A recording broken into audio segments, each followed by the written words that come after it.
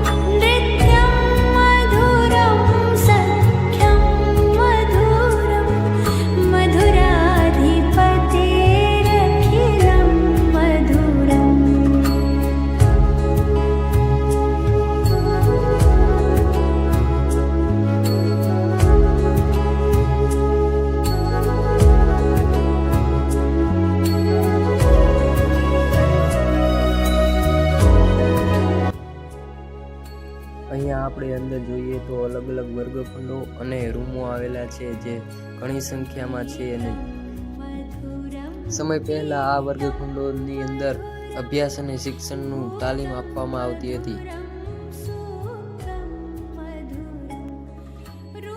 આગળ વધતા આપણે આગળ જોઈએ તો સામેની મંદિરની એક્ઝેક્ટ સામે આપણે ગૌશાળા આવેલી છે જે દ્વારકાધીશની પ્રિય ગાયો માટે બનાવેલી ગૌશાળા છે.